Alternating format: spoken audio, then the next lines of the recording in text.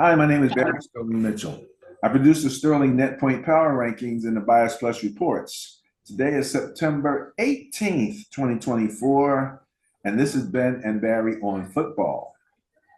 What's going on out there, everybody? I am your co-host. My name is Ben Dickerson. Week 3 coming up, gang.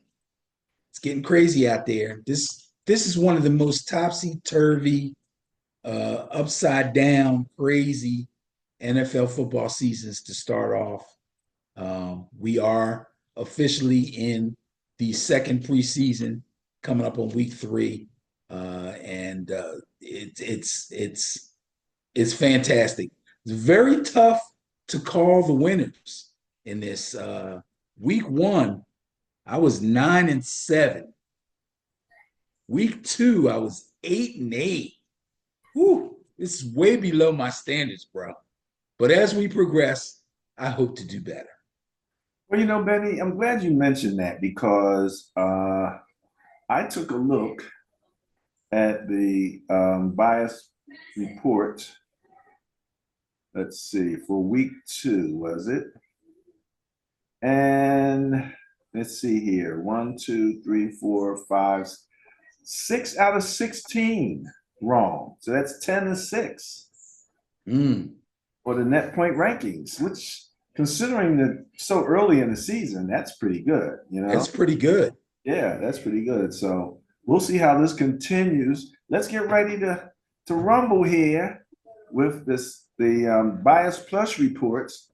Now, the Bias Plus reports takes into account the net point power rankings and the average net point power rankings and average turnover differential. Visit our other video with the Sterling net point power rankings, and you'll get all of that information in one place.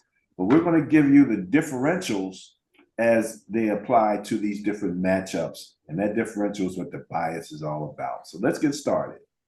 All right, Benny, we're going to kick this thing off. I believe this is the Thursday night football game, is it not? Okay. Patriots at Jets. The bias plus score of 8.5 favors the Patriots.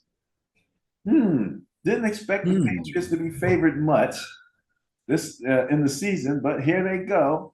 And again, defense runs everything, man. So they're right in the top of that. And they're facing one Aaron Rodgers.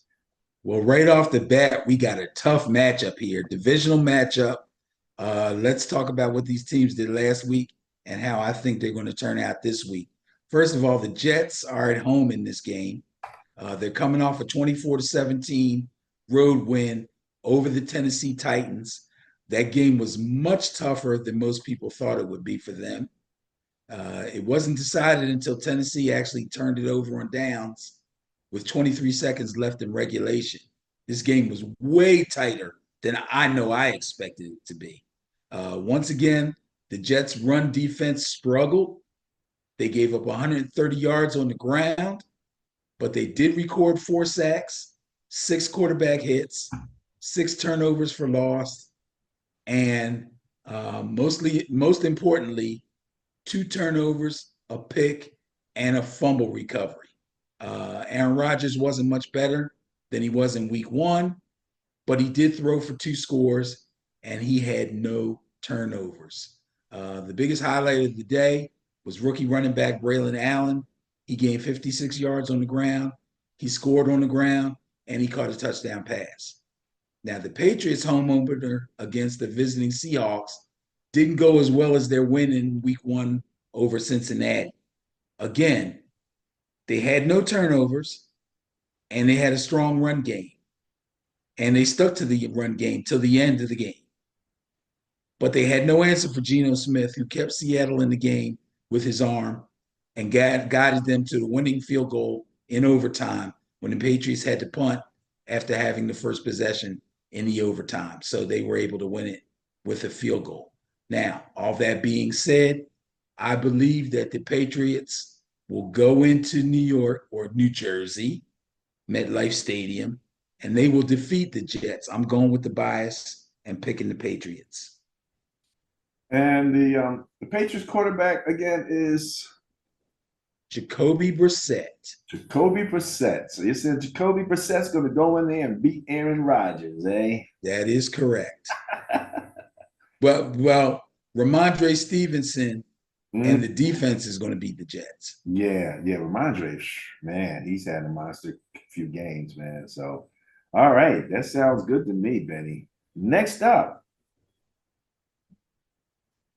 Bears at Colts. Bias plus score of 12.5 favors the Bears. Woo, Caleb. What you going to do here, man? So it's Caleb having an opportunity. This would be his first win, right? If he gets it. Yeah. If he gets it. So the Bears are at the Colts. They got to go to Indianapolis. The Colts, for the second week in a row, lost the time of possession battle. This time they lost it to the Packers. They were pathetic in this game, and they lost it 16-10. They had 2 3-and-outs and an interception in the first half. And they had 1 turnover on downs, a missed field goal, and 2 more interceptions in the second half. You cannot win like that. Speaking of the Bears, Caleb Williams still has a lot to prove before I believe all this hype about him. He continues to not throw the ball very well. He hasn't been very on target, especially on passes outside the numbers.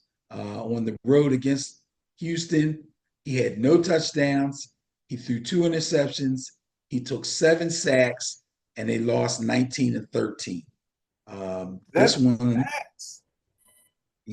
one's not too tough for me to pick. I'm going to go against the bias and go with the home team Colts to beat the Bears. Home with the Colts, yeah. I mean, I can understand that. People are saying that they think they overrated the Bears' defense. Because, they kept saying he's going to a really good team, which is unusual for a number 1 draft pick. Offensively he did, but it's him. It's not them. I don't know, Benny. I'm hearing people starting to question the coaching again, and they're saying things like maybe everything wasn't on Fields last year. Maybe it was a little more coaching. I know I said that last year. I felt like Fields was in a bad situation coaching-wise. I don't think that they gave him the best opportunity to win, and I don't know if they're giving Caleb the best opportunity to win either. So, well, that could be, but there's a difference between their offense this year and the offense they had last year for Fields. There's a big difference. This is a much better offense on paper than what Fields had last year. He has more weapons, right? Excuse me? Has more weapons. Absolutely. Yeah, more weapons. Well, now if they're not being used properly, then you're right. It is coaching. But I've been watching Caleb. This guy's not throwing the ball really well, man. He doesn't look as good as he was hyped up to be. Things he got away with in college, he can't get away with at this level. Right. So all right, here we go. Ben's going against the bias, going with the Colts. All right, Benny. Next up, the Broncos at the Buccaneers. Bias plus score of 25 favors the Buccaneers here. Let me see something. Broncos are at Tampa Bay. Bucks. Baker Mayfield. Let's talk about the Bucks. Baker Mayfield, my guy, led the Bucks to a big 20-16 road win over the Detroit Lions. Trust me, this was a big win for them, but not necessarily unexpected.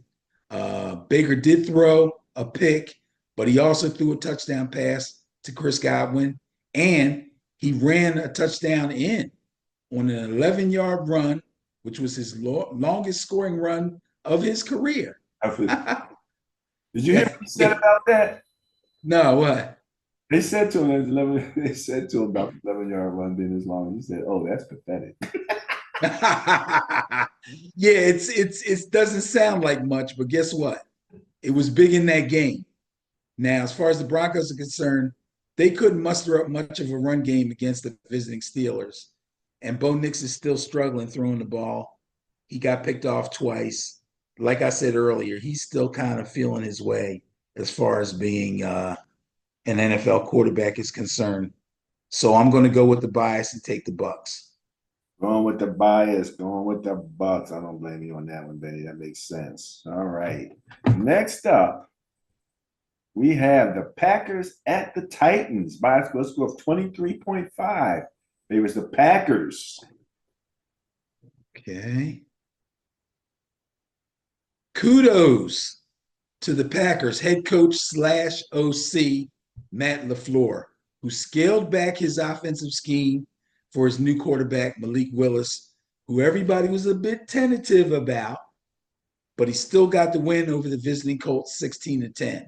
Now, true, the Colts didn't play well, but Willis only threw the ball 14 times. He completed 12 of those 14 passes, and he tossed a touchdown pass. Well, He also 14? 12 of 14. Talk about a scaled back offense. You know, and what, he had like 2 weeks to prepare? Barely. Barely. Yeah. He also contributed 41 yards to a team that totaled 261 rushing yards. Holy mackerel.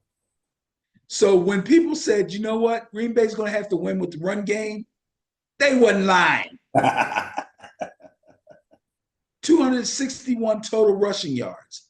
They completely controlled the clock, running the ball a total of 53 times.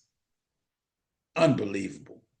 Now, the Tennessee Titans put up a good fight before they fell to the visiting New York Jets last week, 24-17. Calvin Ridley scored both touchdowns with a field goal in between, one on the catch, one on the ground. The score was tied at 17 going into the fourth quarter. Unfortunately, Will Levis, oh God. Will Levis's 2 turnovers and a blocked punt led to all but the Jets' final scores. And the Titans couldn't find the end zone in the fourth quarter. Yeah, Titans aren't looking too good, bro. I got to go with the Packers on this. Matt LaFleur is doing a masterful job up there. Take the Packers. Yeah, man. And I see Love is back at practice. Yes, he practiced today. Mm. Now, if he'll be ready for the game or not, I'm not sure. I think they might be able to squeeze. They're playing Tennessee. They can squeeze one more game out of Malik Willis. If they keep running the ball the way they've been running it, I see no problem. No problem with that. All right. Going with the bias, going with the Packers. Good stuff. Good stuff. All right. Texans at Vikings. Ding, ding, ding. This is an intriguing game to me. Bias plus score 6 favors the Vikings.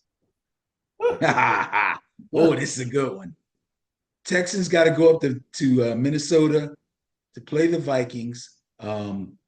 Once again, the Texans handled the Bears at home 19-13, as I talked about before when I talked about the Bears. C.J. Stroud only threw for 1 touchdown, but Kaimi Fairbairn, the kicker, kicked 4 field goals.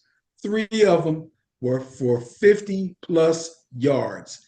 And the defense, I'm not going to say surprising, but looking really good defense, tortured the Bears. Pretty much shutting down the running game, picking off 2 passes. They recorded 7 sacks, 11 quarterback hits, and 9 tackles for loss. Now, I'm going to tell you what.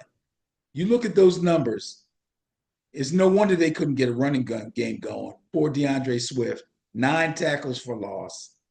Poor Caleb Williams, already not throwing the ball well, gets sacked 7 times and gets knocked on his butt 11 times. That's crazy. As far as the Vikings are concerned, Sam Darnold is playing on his 4th different team in this, his 7th career year.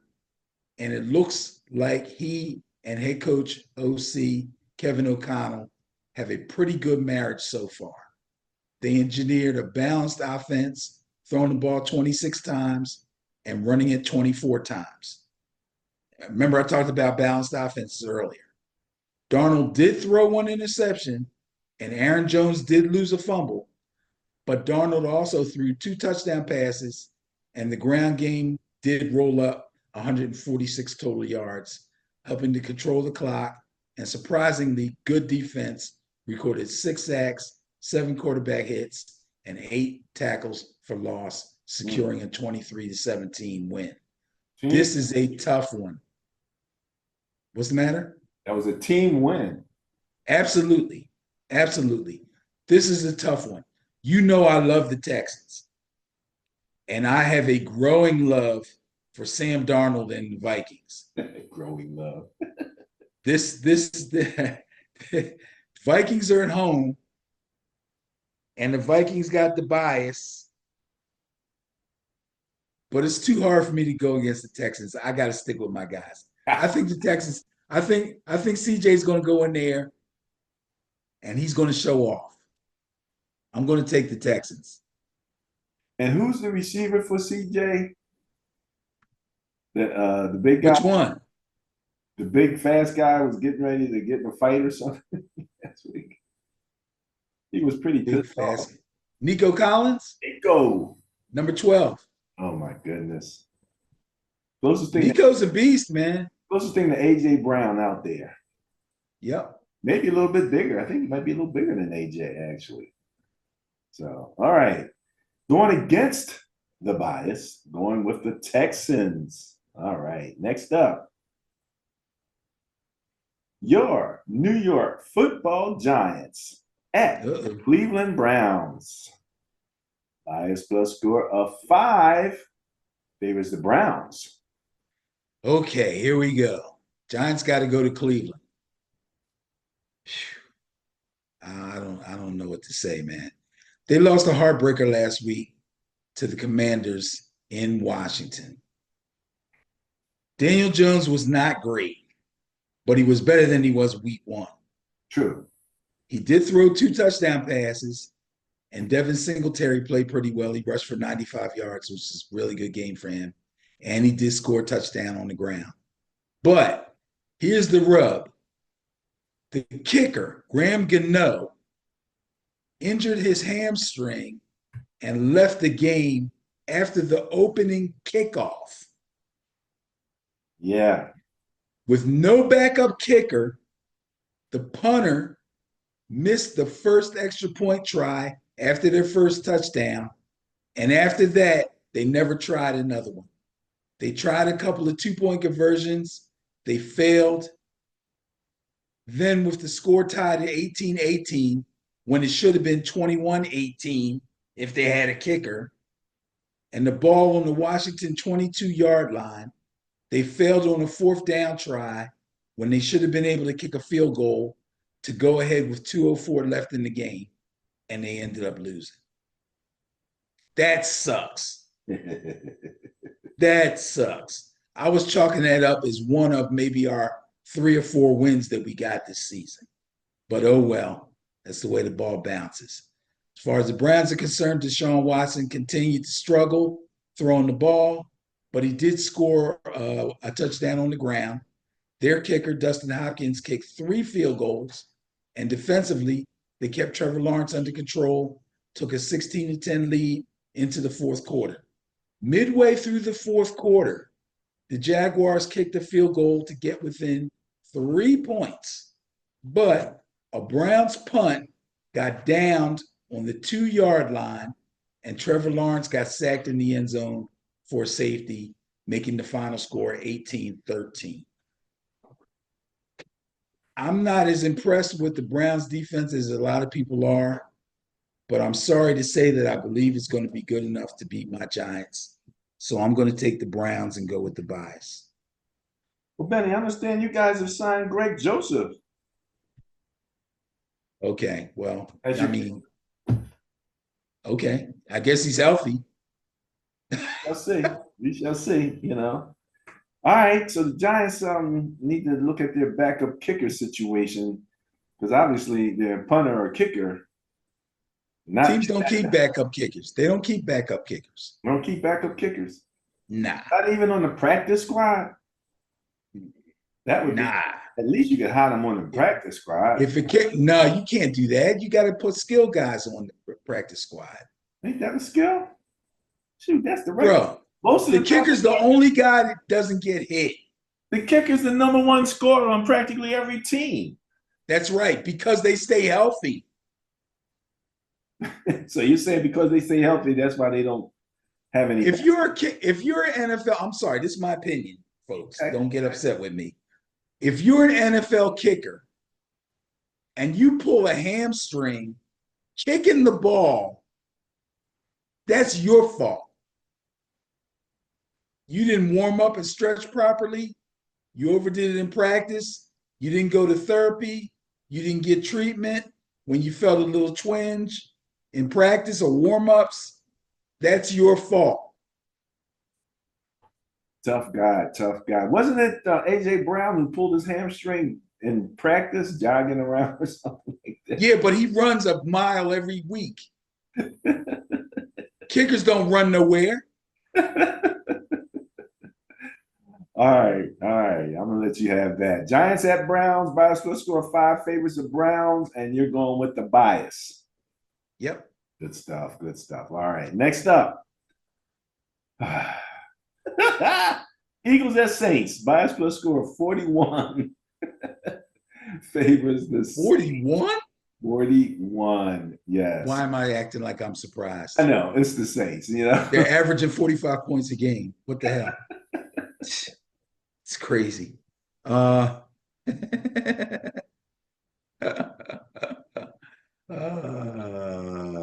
It's interesting because that game with the Eagles and the way they lost it, there's so many. That's all I've heard, on the air, all since the game, is that constant debate. Should they have thrown it? Should they have run it? Even people brought up the old Seahawks decision to let Russell Wilson throw the ball at the goal line instead of handing it off to beast mode at the goal line. Nah, those two situations are not comparable. Well, maybe not, but I've heard it brought up. I mean, Yeah, I would have never gone to that scenario. And the old saying, when you throw the ball, 3 things can happen. And 2 of them are bad. So what do you got for this? Well, the New Orleans Saints beat the brakes off the Dallas Cowboys 44-19. They literally sucked the life out of the Dallas defense with their run game. 39 soul-crushing carries for 190 yards. 15 for 115 and 3 tutties for Alvin Kamara. Boy ran crazy on these cats. I tell you what, offensively, the Saints are looking nuts right now. And defensively, they look pretty good too. Yeah. But problem with the Eagles is they got exposed by another NFC South team, the Atlanta Falcons. They lost by 1 point, 22-21. It was a game. Offensively, they had the fans cheering like crazy with big plays by Saquon Barkley and quarterback Jalen Hurts. But the Falcons somehow made it very difficult for the Eagles to put points on the board. So all those big plays, all that screaming, on my phone lighting up on Facebook, oh, we did that, we look great. At halftime, the score was 7-6. I knew that was a problem. I knew that was a problem. After halftime, they only put up 1 field goal in the third quarter, as opposed to the Falcons kicking 3 field goals. Some questionable decisions leading to some questionable play calls led to a flawless Falcons 6-play, 70-yard drive in the final minute 39 in regulation for the game-winning touchdown. Now, let me just say something first before I pick this game. Kirk Cousins, coming off an injury, I was going to continue to make excuses for him, but I don't have to. Can't win a primetime game, but he did. Can't come from behind, but he did. Coming off an injury, first time he plays with the live bullets flying over his head. Got it done. Made it look easy. But part of the problem with this is how easy it looked. I want to give Kirk Cousins all the credit in the world for a flawless drive to end the game, but the Eagles defense has got a multitude of flaws. They can't stop the run, they don't tackle well, and they played a soft prevent defense. And like I told my buddy, prevent defenses usually prevent you from winning. Yeah, I thought about you. Yeah. That looks like Ben. Where's Ben at? I'm going to go with the bias and take the Saints. Yeah. I heard one guy say, I hope they don't lose by 75. One of the radio guys. Oh, gosh. They just don't know what to do with themselves. And let me tell you, Balding excoriated that defense, talking about how the defensive line was set up. Who did, Baldy? Yeah. Giving it to him. He's like, they're going to have to do something with that line. And again, yeah, Baldy tells it like it is, man. Baldy don't play. I had big questions about Vic Fangio leaving the Dolphins. I didn't think he was great down there. And, they're talking about like the Eagles didn't blitz. They didn't really put any pressure. I mean, one thing Kirk Cousins did have in that last drive was a beautiful pocket. Yeah. Even I would tell you can't give Kirk Cousins a beautiful pocket. Yeah. Because he can throw off, Remember those last couple drafts when people were calling Howie a genius for bringing in all those big, gigantic D linemen and linebackers and pass rushers from Georgia and Alabama and all these college teams that are winning all these games and how great a pedigree these guys had? Those dudes can't stop the run, man. And they're not. But again, if their alignment, they're not pushing the pocket either. If their alignment is wrong, in addition to the fact, they're and let's face it, where were they as far as giving up points, like 28th or something like that? And average points against? Exactly. So, that does not bode well for a team that expects to contend. So, all right. Bias Plus was 41 favors the Saints, and you're going with the bias, going with the Saints? That is correct. All right, here we go. Next up, the Chargers at the Steelers. Another good game. Ooh, man, boy, week 3 is hot. Week 3 is going to be crazy. The Bias Plus score 4 favors the Chargers. Two teams. Okay. Defense. Sheesh. All right, let's talk about the home team first. That would be the Steelers. The Steelers defeated the Broncos in Denver last week, 13-6. They go 2-0 under the game management of Justin Fields. And real quick, this whole Justin Fields, Russell Wilson thing has really got me. Okay, bro, I agree. They are the intriguing team. I am intrigued. Because every game that goes by that they win and Justin Fields doesn't turn the ball, he ain't got to throw 10 touchdown passes. All he has to do is not fumble or throw picks. And if they win, he's golden. Russ is in trouble, man. And it's funny when they interview Mike Tomlin and they ask him questions, he gives all these little witty sayings and all this stuff. But the funny thing is, he can't come out and say, we're loving Justin right now. He's younger. He's more athletic. If we can get him to fit into our scheme and develop him, he could be our quarterback of the future. That's what's on their minds. They just don't want to say it. What are you going to do if he goes 3-0 and then Russ comes out week 4 and says, I'm healthy? You going to bench him? You know what I'm saying? This is really intriguing. You were absolutely correct on that. I must give you credit. Now, Justin Fields, he threw for a score, He contributed to the team's 141 rushing yards, total rushing yards. And again, he finished the game with 0 turnovers. The defense contained Denver's run game and forced Bo Nix to throw the ball 35 times, which is far too many passes. Same thing happened to them in week 1. Threw far too many passes for a rookie quarterback on a team that's not really got their stuff together yet. They can't win like that. So, yeah, Bo Nix, not good enough. Steelers defense, too tough. Justin Fields protecting the ball, keeping it on the ground, getting it done. Good job by the Steelers in that game. As far as the Chargers are concerned, Justin Herbert turned the ball over twice, but they were playing the Panthers. So the Panthers couldn't do too much with the turnovers, and their defense put up little to no resistance. Herbert threw 2 touchdown passes.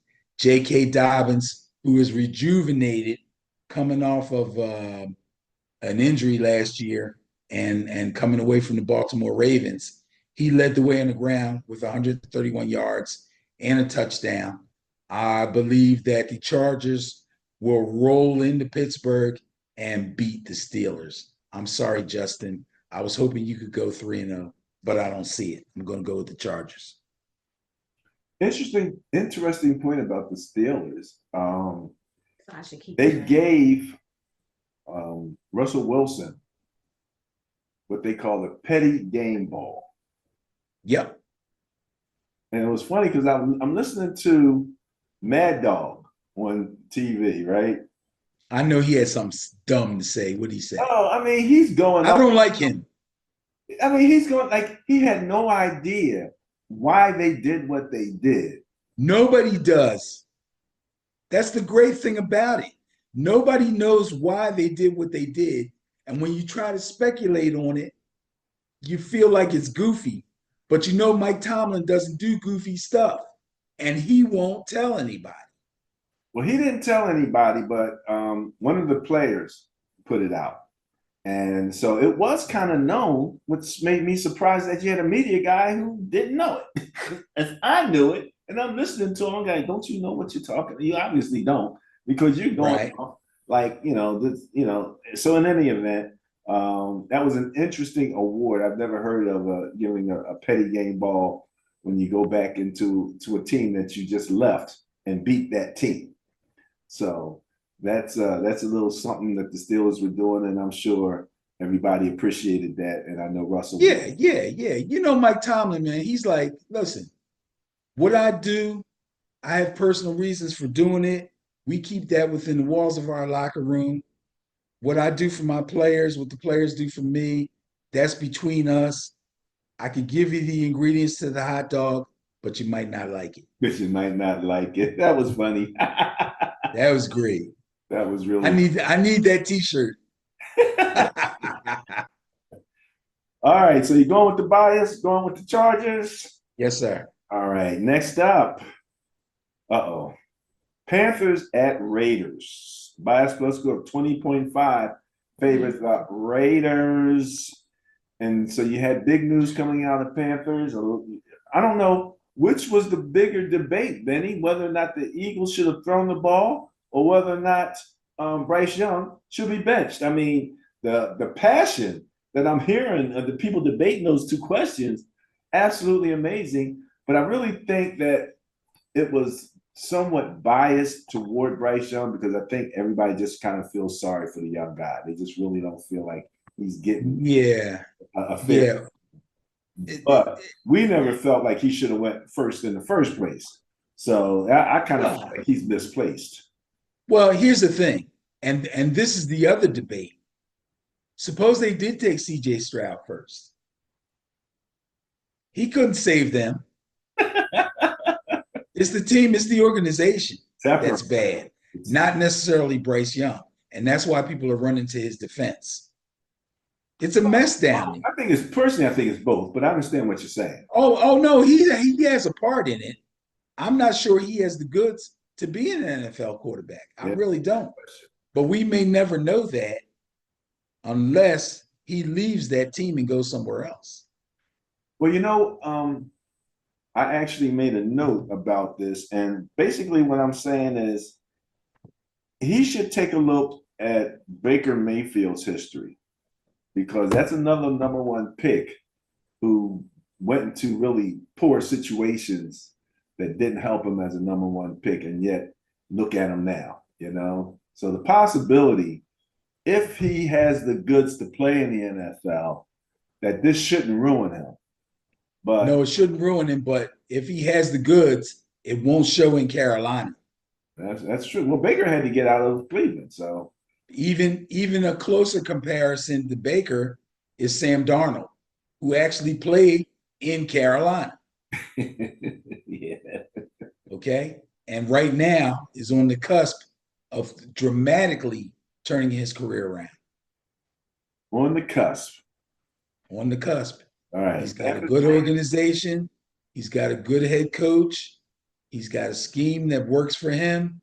He's got good pieces, although I don't know Justin Jefferson's situation at the moment.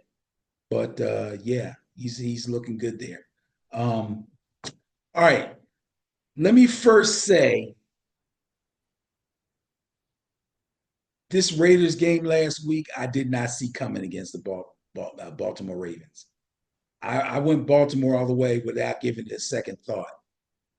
The Raiders treated their fans to a stunning victory over the Baltimore Ravens with a pitiful 1.6 yards per carry.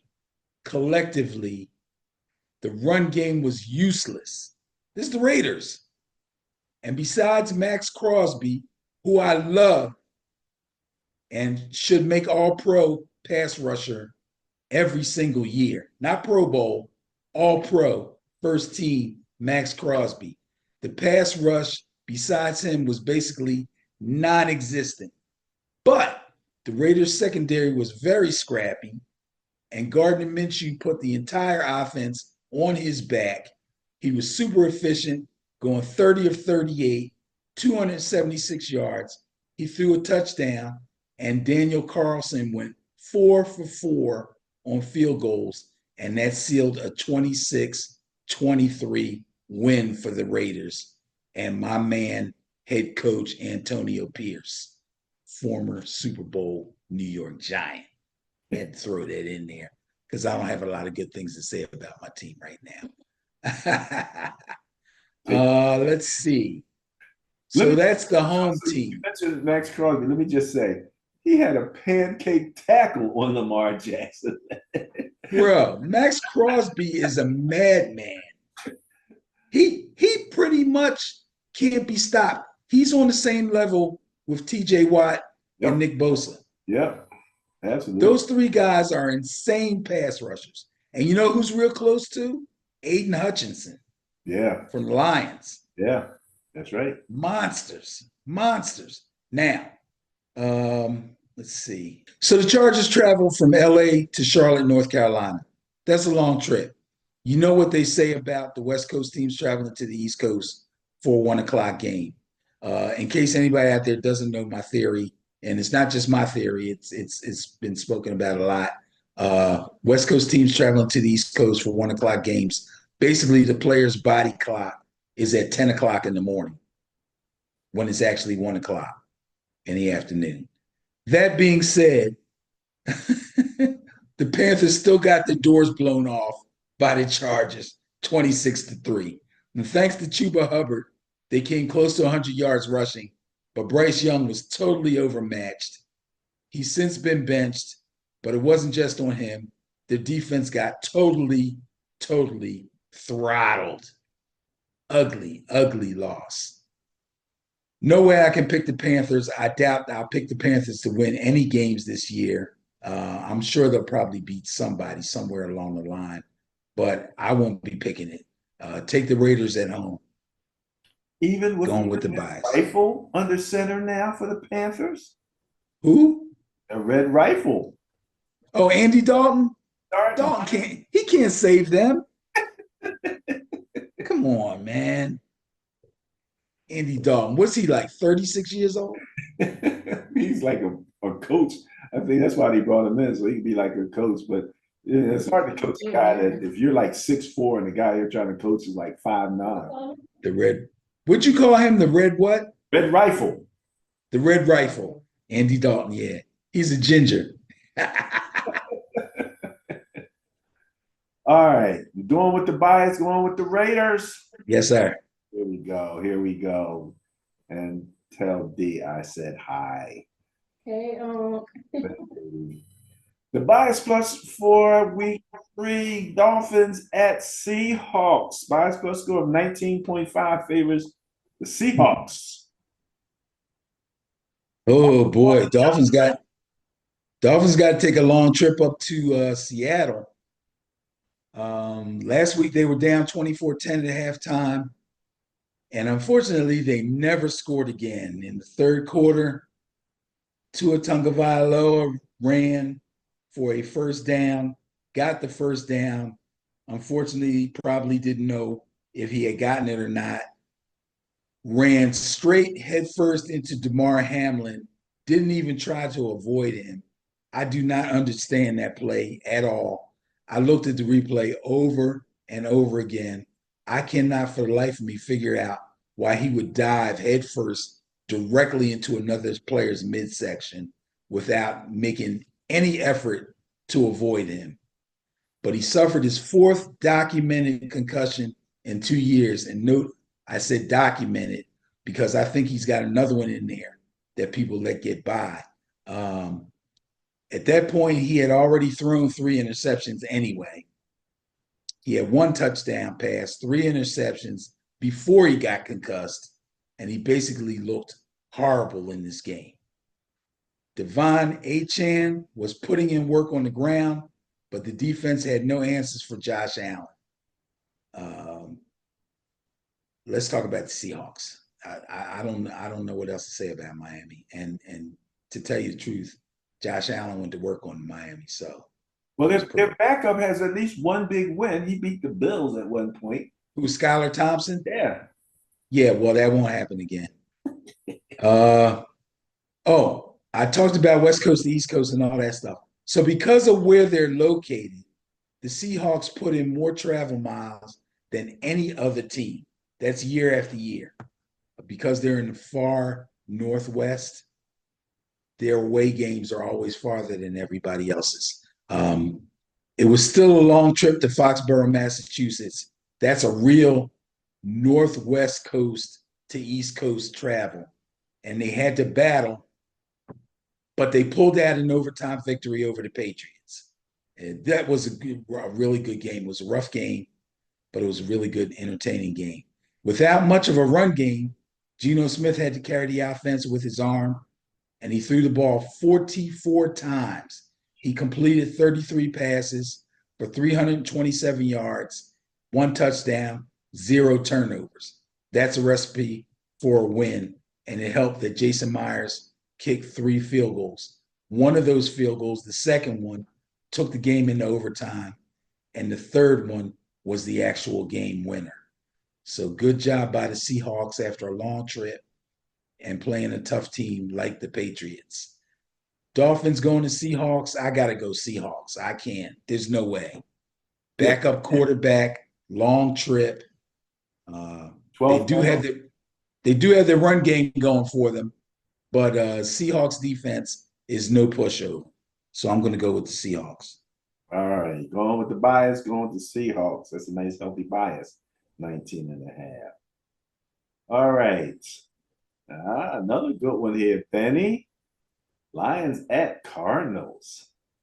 Bias plus score 13.5 favors the Cardinals. Yeah. I don't think anybody expected that in the early preseason. No, they didn't. I'm going to let you know how that happened. But let's talk about the Lions first. They're the visitors in this one.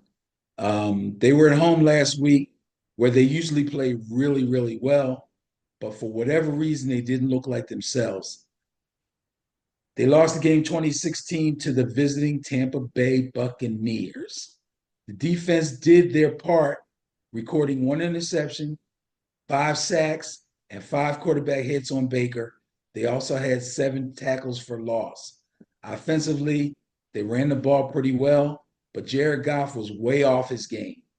He threw 2 interceptions and led the team to 7 red zone visits, but they only crossed the goal line once. In the red zone 7 times and only scored 1 touchdown. That's not going to get it done. It was a huge division win at home for the Cardinals last week over the Rams. Very huge, 41-10. NFC West could actually flip from the way it's been the last couple of years. The bad teams are now on top. The top teams are dropping. Kyler Murray was on fire. He tossed 3 touchdown passes on the team's first 3 drives. The first 2 touchdowns went to rookie 4th-round pick. Rookie 4th pick overall in the first round, Marvin Harrison Jr., who people were looking at funny after he only caught 1 pass in week 1. He came out on fire along with Kyler. I don't know that Kyler went out of his way to make sure that Harrison caught the ball, but he ran good routes, showed great hands, and he played extremely well. They dominated the Rams, taking a 24-3 lead at halftime, and they were up 34-10 going into the 4th quarter. That game was basically no contest. Ooh, this might be ugly for the Lions, a team that people were giving a lot of kudos for their previous season and talking about them possibly being Super Bowl contenders. I believe they will go into Arizona and they will not be able to handle Kyler Murray and those Cardinals. I'm going to take the Cardinals. Well, Benny, you were absolutely right relative to Marvin Harrison Jr. He looks like the real deal, you know. Oh, yeah. He looked like the real deal. And let me tell you, my favorite play, Buda Baker closing in on Kyron Williams in the closing seconds of the first half. Man, Buda Baker came up out of no and put the hit on him, man. Buda Baker is still the man, you know. Yeah, he's a player, man. He's a player. He's a player. No doubt about it. All right. Bias score 13.5 favors the Cardinals, and you are going with the bias. Yes. Oh, man. I know you don't like that because I know you like the Lions, excuse me. I know you like it. I do. Okay. This is the game that people are talking about for sure. Ravens at Cowboys, and the bias plus score is 1.5 favor the Cowboys. And believe me, you know, the Ravens got to get their act together, man. This is Lamar doesn't even know what to say when they interview. Yeah, it's pretty bad. It's pretty bad. And the defense. I mean, you think at least the defense was there for him. Well, both of these teams took bad losses at home last week. It's bad enough you lose. It's worse when you lose at home. The Ravens' loss was bad because it was to the Raiders.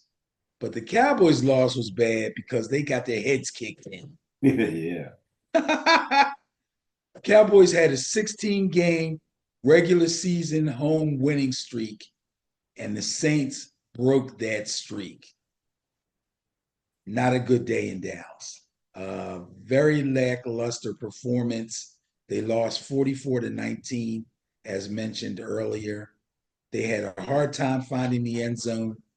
Dak threw 2 interceptions. They turned the ball over in downs twice in the second half, trying to get something going, and they never were able to do so.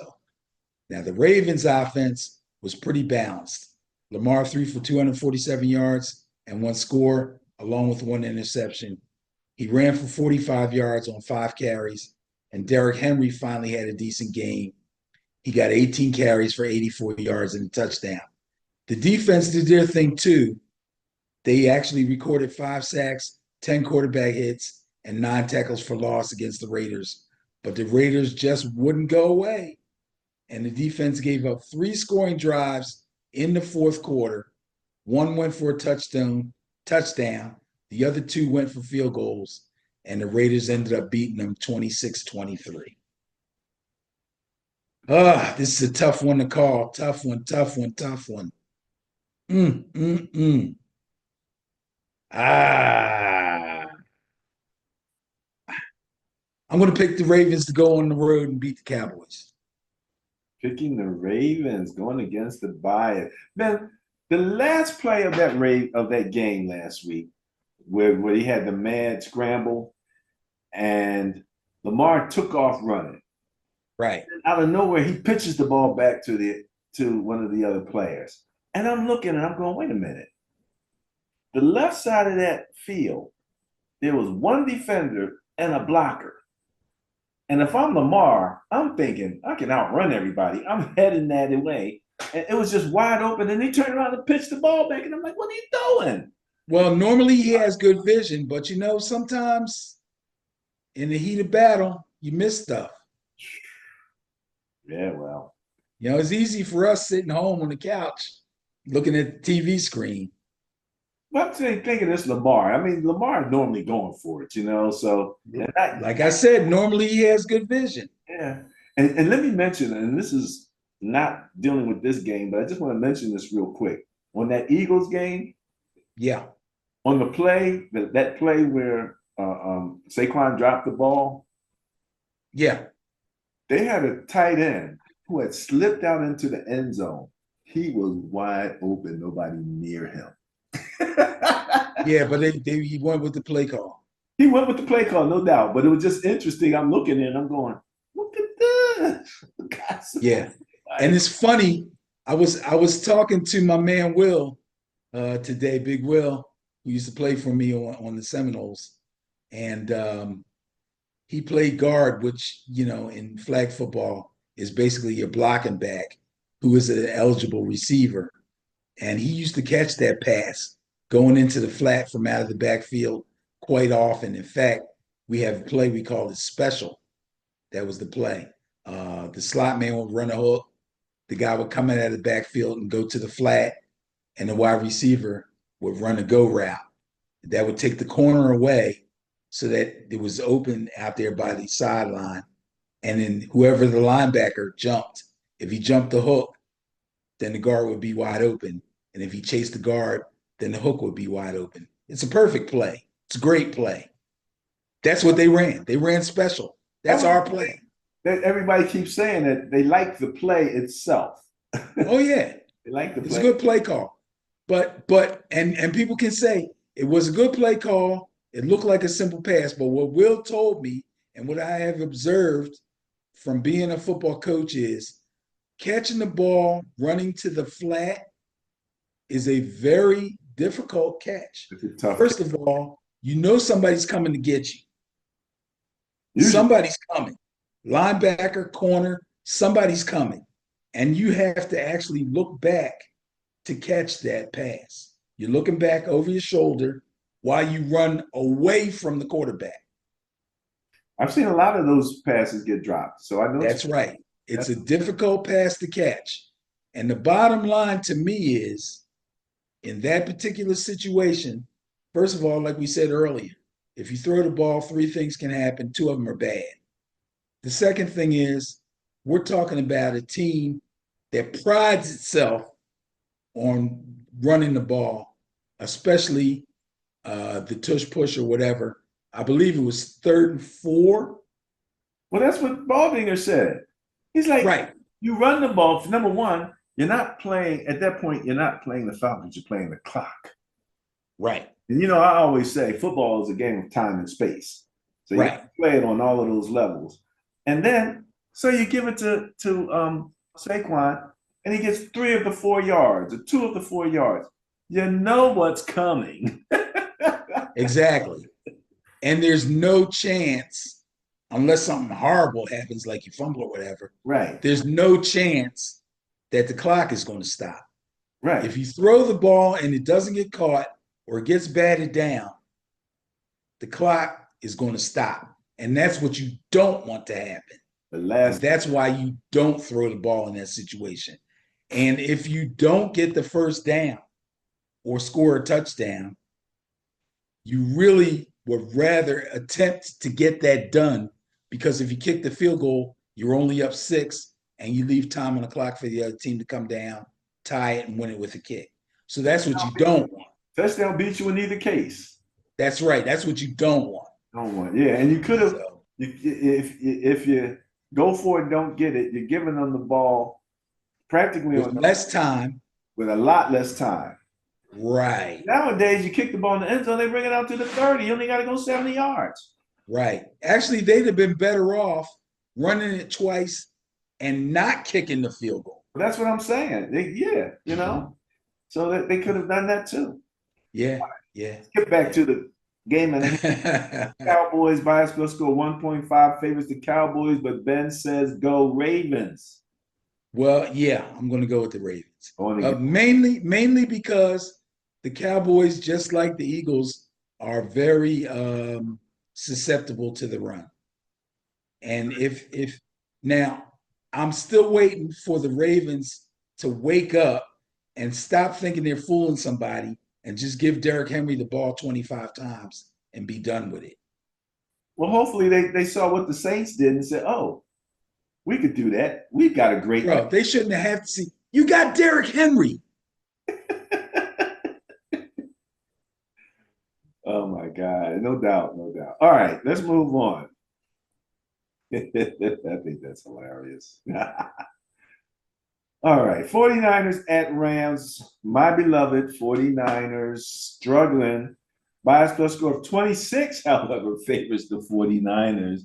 The poor Rams, they're just hurting in every section of the team.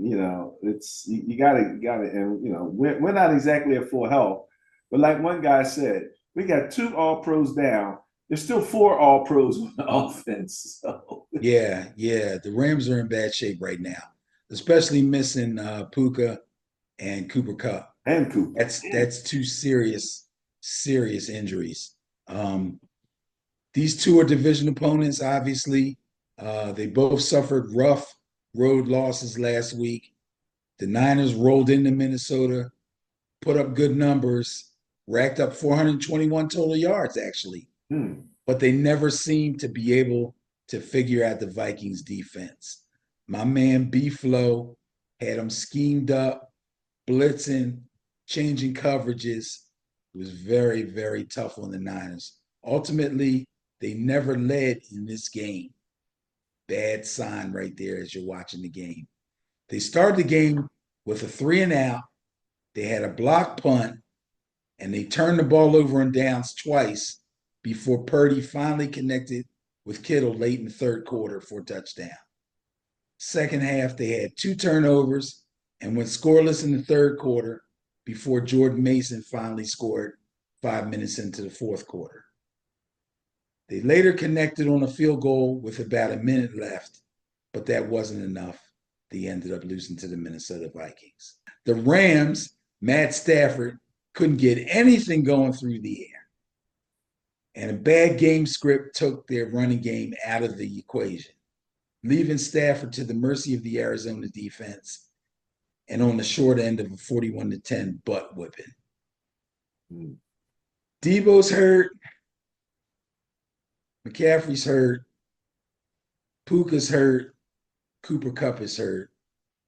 I think these injuries hurt the Rams worse than they hurt the Niners. Niners make a short trip from San Francisco to LA and come out with the win. All right. Going with the bias. Going with my beloved Niners. Go Niners. And, okay. Kirk Cousins gets his shot at the at the Chiefs. Bias plus score of 7.5, however, favors the Chiefs. Okay. All right. Both teams were able to come away with 1-point victories last week. The Chiefs-Bengals game was a back-and-forth slugfest with several lead changes, and the Chiefs couldn't secure the win until a 4th and 6 pass interference call with 53 seconds left in the game.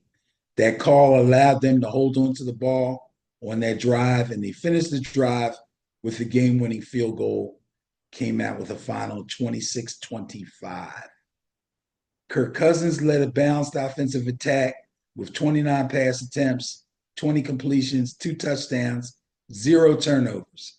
They had 28 rushing attempts, and they were led 28 total rushing attempts, led by Bijan Robinson, 152 total yards.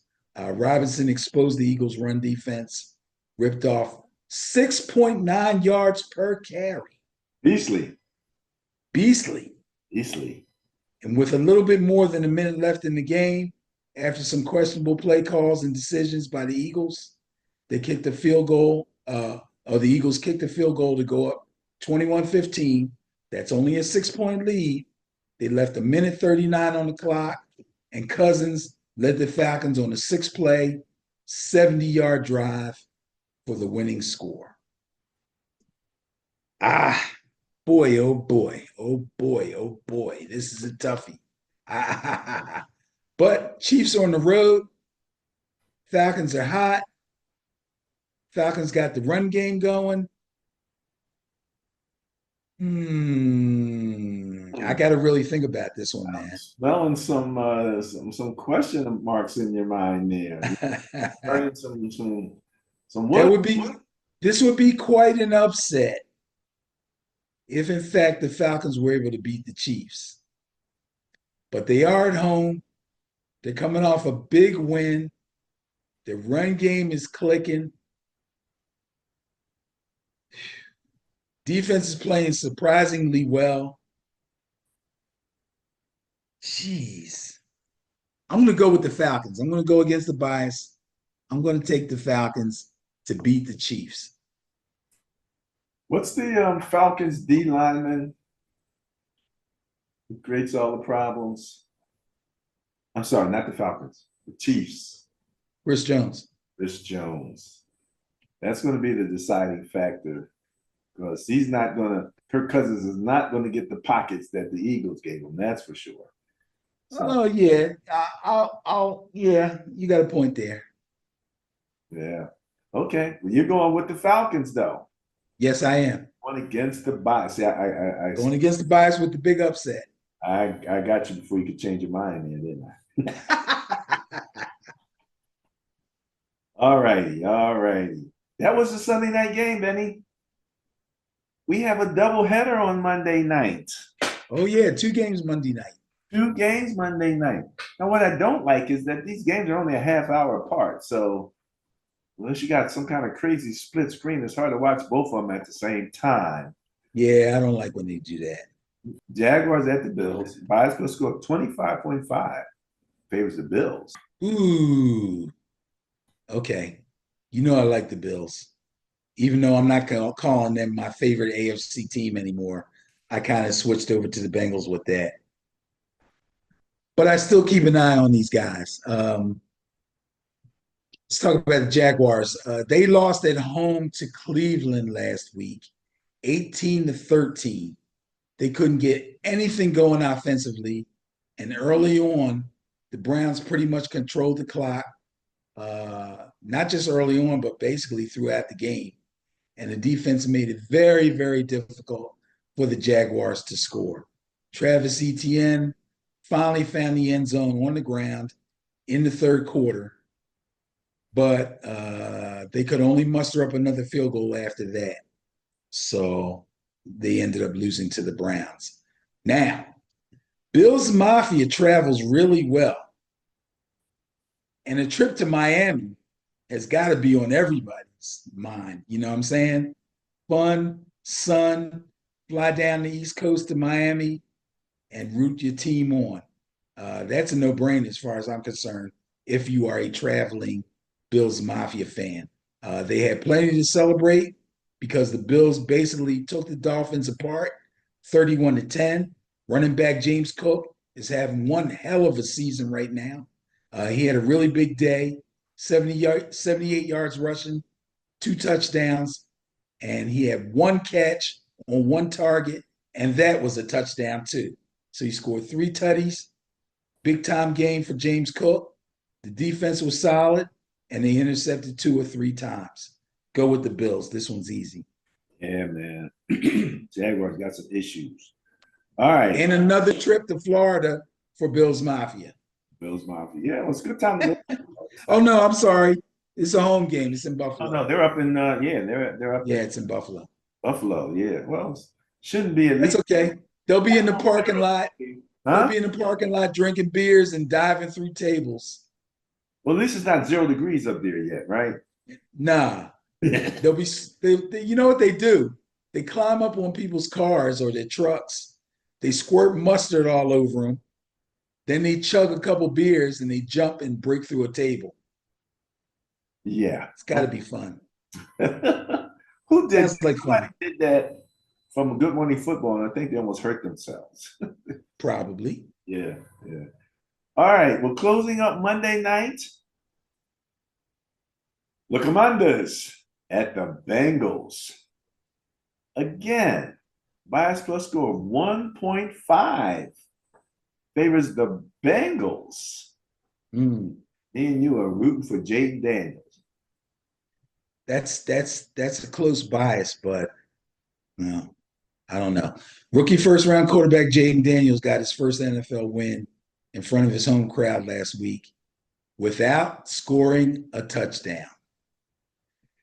I don't know. Hey, Justin Commanders, did that's it. it's not the same, bro. It's not the same. The Commanders actually completely control the clock with a dominant run game that totaled 215 yards on 35 total carries. And kicker Austin Seibert connected on 7 field goal attempts. He kicked all 7 of them through the uprights, and that accounted for all their scoring in a 21-18 win. This is an outstanding year for kickers too, by the way, if anybody's not paying attention. But anyway, a couple of days before Cincinnati traveled to Kansas City, and I think I told you about this, Joe Burrow went on the Kelsey Brothers New Heights Live podcast. And while reminiscing about some of the recent Bengals Chiefs matchups, he declared out loud on their show, I think we match up pretty well with the Chiefs. I think we're built to beat them. Those are quotes. The Bengals meant business when they showed up at Arrowhead. They tried to make what he said come true, and they almost did. They gave the Chiefs all they could handle, and they were a 4th down and 6 stop away from winning the game. But unfortunately, a somewhat questionable pass interference call gave Kansas City a first down, had them made them able to continue their drive, and they went on to kick the game-winning field goal. If that PI doesn't get called, Bengals take the ball over and they win that game. But this game, well, the reason I'm saying somewhat now, when I watched it in real time, I said, yeah, that's a PI. He was all over his back. I watched it again in slow motion. I heard some other people talk about it. And there's a thing about once the ball is in the air, it belongs to either player. And should the whoever gets to the spot first should be the guy that gets the nod as far as pass interference is concerned. It looked to me like the defender probably got to the spot first. Unfortunately, because they were moving in opposite directions, he either jumped on the receiver's back or the receiver backed into him when he went up for the ball. It's really a close call, but I mean, it's usually going to go the receiver's way, most 9 times out of 10, and that's what happened. But anyway, that was the difference in the game. I don't think the Commanders being so challenged with scoring are going to be able to beat the Bengals, especially in Cincinnati. So I'm going to take the Bengals in that one. You know, I was a bit surprised to see Jaden Daniels running around as much with the offensive coordinator that he has. You know, we talked about him, Kingsbury, and just expected to see a little more, you know, either you know, just passing the ball. I just expected him to see, you know, passing the ball a little bit more, not see Jaden Daniels running so much. Commanders at Bengals. Bias plus score 1.5 favors the Bengals, and you're going with the bias. Correct. All right, that's wonderful. Well, Benny, that wraps up the Bias Plus reports. You probably have forgotten, but there's one other part to this Bias Plus report. It's called the Bias Plus Buster of the Week. Got about that. And it goes to the Cardinals. Cardinals. All right. Well, it scored 31. They were not expected to win, but they won, and that's what the Buster does. He goes against the bias and wins. So, congratulations to the Arizona Cardinals for being the Bias Plus Buster. Bias Plus Buster of the Week. Good job, Cardinals. All right, Benny. Well, look, that's all I got, Benny. You got anything? No, sir. I'm done. Oh, you know what? I did want to talk about the Saints offense. Their offense, remember when we did the brain trust? The offensive coordinator for the New Orleans Saints is one Clint Kubiak. And when we did the brain trust, I don't think I mentioned, it ran through my head, but I may not have said it. He is the son of Gary Kubiak, who was the offensive coordinator for the 1994 Niners that won the Super Bowl with Steve Young. And he was also the offensive coordinator for the 97, 98 Denver Broncos with John Elway, Super Bowl winners back to back, coaching for Kyle Shanahan's father, Mike Shanahan. So here's another guy who comes through the Shanahan tree with bloodlines combined, and right now has Derek Carr looking like a world beater. I can remember him looking in when he was with the Raiders. That's for sure. For sure. That's for sure. All right, Benny. Niners South. Yeah, wow. I'm telling you. I'm telling you. All right. Well, that's all I got. That's all. I'm done. Say to everybody, don't forget to click the subscribe button and the notification bell. And remember to visit us at www.benandbarryonfootball.com. And don't forget, we have social media on Facebook, Instagram, and that's mainly it, and YouTube. So come join us. We look forward to seeing you next week. Thanks for joining us this week. And I will have to say, go Niners. My squad. All right. Talk to you.